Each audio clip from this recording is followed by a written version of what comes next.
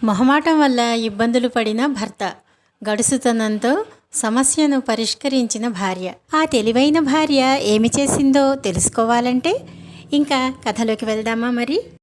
మురారి అనే యువకుడికి పట్టణంలోని ప్రభుత్వ కచేరీలో చిన్న ఉద్యోగం. అతడి భార్య కామాక్షి కొత్తగా కాపురానికి వచ్చింది.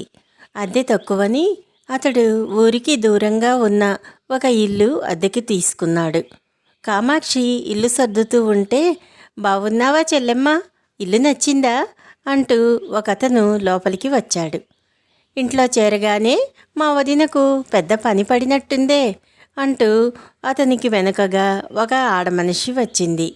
మురారి వాళ్ళిద్దరినీ జనార్దనం, జానకీలుగా భార్యకు పరిచయం చేసి, ఇక్కడికి వీరి ఇల్లు చాలా దగ్గర, మంచి కలుపుగోలుతనం కలవారు అన్నాడు.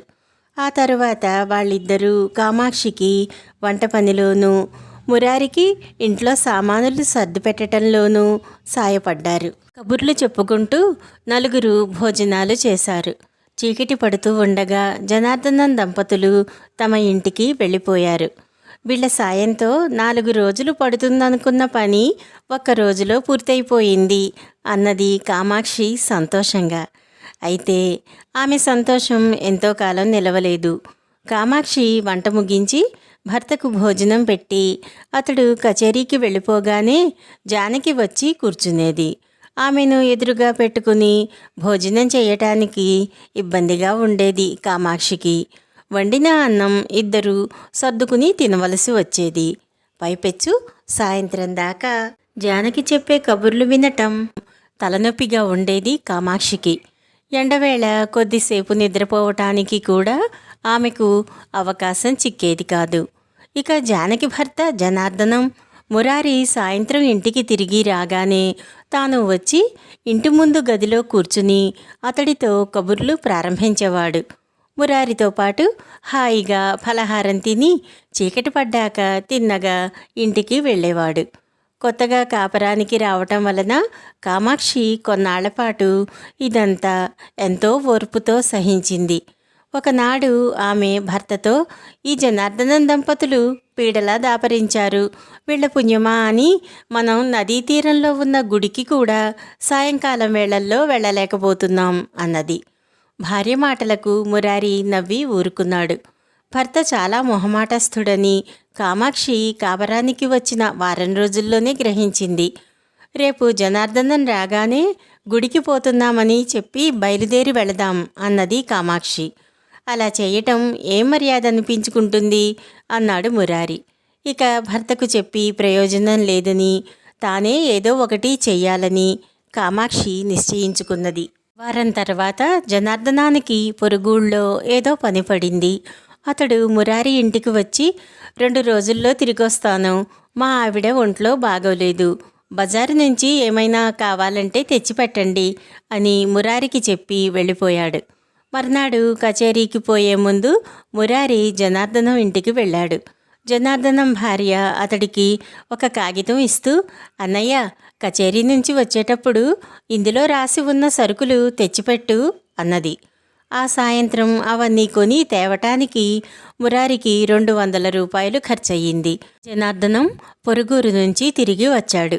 10 రోజులు గడిచినా ఆ డబ్బు ప్రస్తావన అతడు తేలేదు. ఇలా లాభం లేదని కామాక్షి మధ్యాహ్నం సమయంలో వచ్చిన జానకితో, సరుకుల తాలూకు 200 మీ ఆయన తిరిగి ఇవ్వనే లేదు అన్నది. అందుకు జానకి ఆశ్చర్యం నటిస్తూ, ఆ కొద్దిపాటి సరుకులకు 200 ఖర్చయ్యాయా? మా ఆయన 100 రూపాయలకు అంతకంటే రెట్టింపు సరుకులు తేగలడు అన్నది. ఇది విన్న కామాక్షికి చాలా కోపం వచ్చింది. 2 రోజుల తరువాత మురారికి కచేరీ పని మీద పొరుగురు వెళ్ళవలసి వచ్చింది. అతడు బయలుదేరుతున్న సమయంలో కామాక్షి, మీరు 2 రోజులకు గాని తిరిగి రారు కదా, జనార్దనానికి ఒక 100 రూపాయలు ఇచ్చి ఇంటి అవసరానికి నాకేమైనా కావాలేమో కనుక్కోమనండి అన్నది. మురారి కోపంగా, నీకేమన్నా మతిపోయిందా? ఆ 200కే నీళ్లు వదులుకున్నాం, మరో 100 కూడా సమర్పించుకోమంటావా అన్నాడు.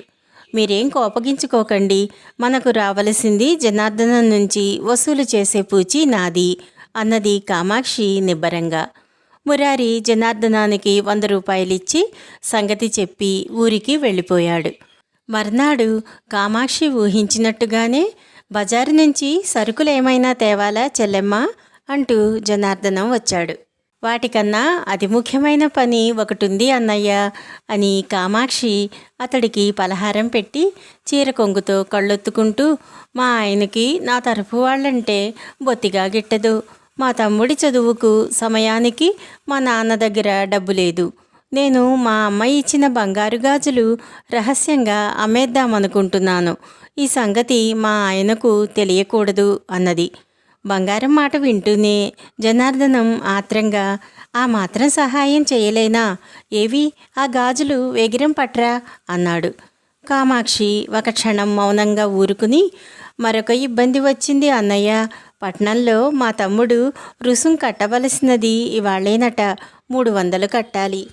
శుక్రవారం రోజున గాజులు అమ్మటం నాకిష్టం లేదు. మరేం చేయాలో నాకు పాలుపోవటం లేదు అన్నది.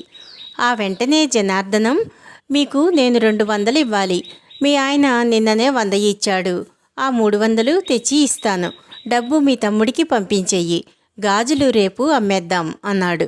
కామాక్షి సరేనంటూ తల ఊపగానే జనార్దనం అప్పటికప్పుడు ఇంటికి పోయి 300 రూపాయలు తెచ్చి ఇచ్చాడు. ఆ మర్నాడు పొద్దునే అతను బంగారు గాజుల కోసం వెళ్ళేసరికి కామాక్షి దిగాలు పడి కూర్చుని ఉన్నది. ఆమె జనార్దనాన్ని చూస్తూనే బావురుమని, మా ఇల్లు గుల్లైపోయింది అన్నయ్య. రాత్రి దొంగలు బంగారు గాజులతో పాటు విలువైన వస్తువులన్నీ దోచుకుపోయారు. కొద్ది రోజుల పాటు మమ్మల్ని నువ్వే ఆదుకోవాలి అన్నయ్య అన్నది. ఆ మాటలు వింటూనే జనార్దనం వెర్రివాడిలా ముఖం పెట్టి, మా అత్తగారికి ఒంట్లో బాగోలేదని కబురు వచ్చింది. పెద్ద వయసు, ఏమవుతుందో ఏమో, ఊరి నుంచి తిరిగి రాగానే మళ్ళీ కనపడతాను అంటూ గబగబా వెళ్ళిపోయాడు. ఆ తరువాత 1 రోజులు గడిచినా జనార్దనం కానీ అతడి భార్య కానీ మురారి ఇంటి గడప తొక్కలేదు. బజారులో మురారి ఎదురుపడితే జనార్దనం ముఖం పక్కకు తిప్పుకోసాగాడు. చిన్న నాటకం ఆడి ఈ జనార్దనం దంపతుల పీడ విరగడ చేశావు, మొత్తానికి గొడుసైన దానివే అంటూ మురారి భార్యను మెచ్చుకున్నాడు. మీలో ఉన్న మితిమీరిన మొహమాటం పూర్తిగా వదిలిపోయే వరకు నేను గడుసుగానే ఉండాలి, మరి ఏం చేసేది అన్నది కామాక్షి నవ్వుతూ. అతి మొహమాటం ఇబ్బందుల్ని తెస్తుంది. మితిగా వాడితే గడుసుతనం తప్పు కాదు.